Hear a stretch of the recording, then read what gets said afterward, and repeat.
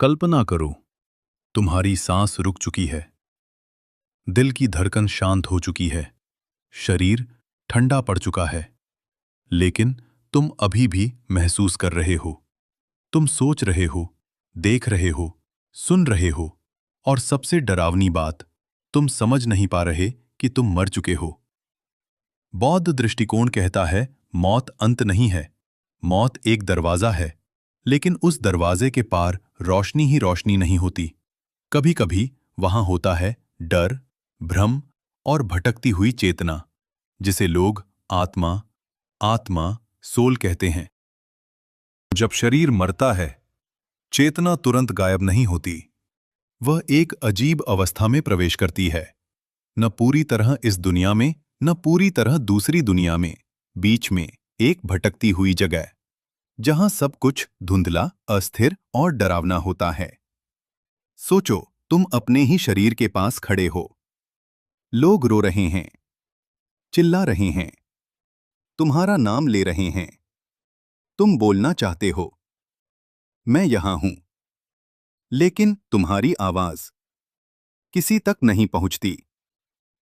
तुम छूना चाहते हो, लेकिन तुम्हारे हाथ सबके आर पार निकल जाते हैं। और धीरे धीरे तुम्हारे अंदर एक सच्चाई उतरती है, भयानक, ठंडी, सन कर देने वाली सच्चाई। तुम अब जिंदा नहीं हो। यहीं से शुरू होता है असली डर, क्योंकि बौद्ध ज्ञान कहता है, मौत के बाद मन ही तुम्हारी दुनिया बन जाता है। जो तुमने जीवन भर महसूस किया, जो तुमने दबाया, जिससे तुम भागे, सब तुम्हारे सामने प्रकट होने लगता है। अगर मन शांत है, तो अनुभव शांत होंगे। लेकिन अगर मन डर से भरा है, तो तुम्हारे डर आकार लेने लगते हैं। वे परछाइयों की तरह तुम्हारे चारों ओर घूमते हैं। अजीब आवाजें, अनजानी आकृतियां, भयानक दृश्य, सब तुम्हारे ही मन से जन्म लेते हैं। लेकिन उस पल वे इतने वास्तविक लगते हैं कि आत्मा डर से कांप उठती। कुछ चेतनाएं इस अवस्था को समझ नहीं पाती। वे भागने की कोशिश करती हैं, छिपने की कोशिश करती हैं, लेकिन कहां जाओगे जब डर तुम्हारे भीतर ही है। इसीलिए कहा जाता है, मौत के बाद सबसे बड़ा भूत कोई और नहीं, तुम्हारा अपना मन है। अब सुनो सबसे गहरी बात। कर्म, तुम्हारे हर विचार, हर भावना, हर कर्म ऊर्जा बनकर तुम्हारे साथ चलते हैं। मौत के बाद वही ऊर्जा तुम्हें दिशा देती है। अगर जीवन लालच, क्रोध और भय में बीता, तो चेतना भारी हो जाती है, भटकती है, चिपक जाती है पुरानी जगहों से, पुराने लोगों से। और यही भटकाव भूत जैसी अवस्था बन सकता है। कुछ आत्माएं आगे नहीं बढ़ पातीं। वे बार बार उसी जगह लौटती हैं जहां उनका डर जन्मा था, जहां उनकी इच्छा अधूरी रह गई। वे देखती हैं, सुनती हैं, महसूस करती हैं, लेकिन कोई उन्हें नहीं देखता। यह अकेलापन सबसे भयानक होता है। बौद्ध दृष्टि कहती है, इस अवस्था में अजीब दृश्य दिखाई देते हैं। कभी तेज रोशनी जो आंखों को चुभे, कभी गहरा अंधेरा जो निगल जाए, कभी शांत आकृतियां, कभी डरावने चेहरे। लेकिन सच्चाई क्या है? वे सब मन के प्रतिबिंब हैं। फिर भी अगर चेतना डर जाए, तो वही दृश्य भयावह अनुभव बन जाते हैं।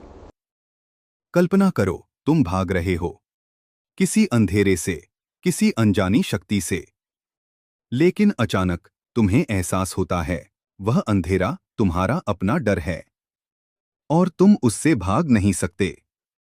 यही कारण है बौद्ध मार्ग सिखाता है, मृत्यु से पहले मन को जानो, डर को पहचानो, इच्छाओं को समझो, क्योंकि जिस मन से तुम जीते हो, उसी मन की दुनिया में तुम मरने के बाद प्रवेश करोगे।